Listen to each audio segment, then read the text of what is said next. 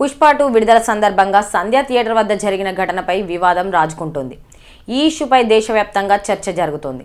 ఈ ఘటనకు సంబంధించి కేసు నమోదు చేయడం మాత్రమే కాకుండా అల్లు అర్జున్తో పాటు పలువురిని పోలీసులు అరెస్ట్ చేశారు. కొందరు బెయిల్పై బయటికి రాగా మరికొందరు ఇంకా జైల్లోనే ఉన్నారు. నేడు అల్లు అర్జున్ని పోలీసులు గంటల కొద్దీ విచారించారు.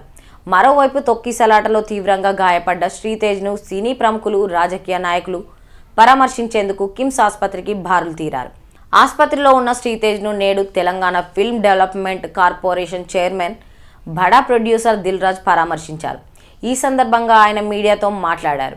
దిల్ రాజు మాట్లాడుతూ, అమెరికాలో ఉన్న కారణంగా ఇన్ని రోజులు బాలుని పరామర్శించేందుకు రాలేకపోయాను. అమెరికా నుంచి వచ్చిన వెంటనే శ్రీతేజ్ను పరామర్శించేందుకు వచ్చాను. త్వరలోనే అల్లు అర్జున్ను ఈ విషయంలో కలవబోతున్నట్లు చెప్పుకొచ్చారు.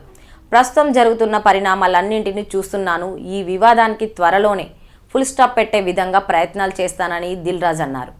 తాను టీఎఫ్డీసీ చైర్మన్గా తెలుగు సినిమా పరిశ్రమకు, తెలంగాణ ప్రభుత్వంకు మధ్య వారధిగా ఉండి ఈ సమస్య పరిష్కారం కోసం కృషి చేస్తాను అంటూ దిల్ రాజు పేర్కొన్నారు.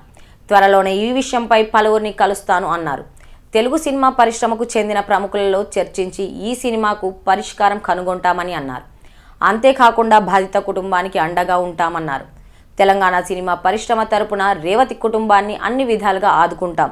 రేవతి భర్త భాస్కర్ గారికి ఉపాధి కల్పించేందుకు సిద్ధంగా ఉన్నట్లు దిల్ రాజు పేర్కొన్నారు. శ్రీతేజ్ ఆరోగ్యం మెరుగుపడుతుందని వైద్యులు అన్నారు. వైద్యులు మెరుగైన చికిత్సను అందిస్తున్నట్లు తెలియజేశారు. త్వరలోనే శ్రీతేజ్ పూర్తిగా కోలుకోవాలని కోరుకుంటున్నాం. ఈ వివాదం అతి త్వరలోనే ముగిసిపోతుందనే నమ్మకంను దిల్ రాజు వ్యక్తం చేశారు. దిల్ రాజు గత కొన్ని రోజులుగా గేమ్ చేంజర్ సినిమా ప్రమోషన్లో భాగంగా అమెరికాలో ఉన్నారు. రామ్ చరణ్ హీరోగా నటించిన గేమ్ చేంజర్ సినిమాను సంక్రాంతికి ప్రేక్షకుల ముందుకు తీసుకురాబోతున్నారు.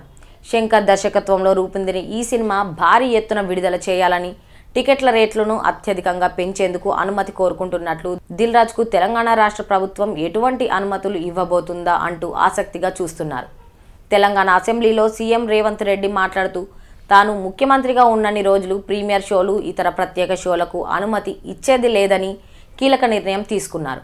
కనుక గేమ్ చేంజర్కి ఎలాంటి పరిస్థితులు ఉంటాయనేది చూడాలి.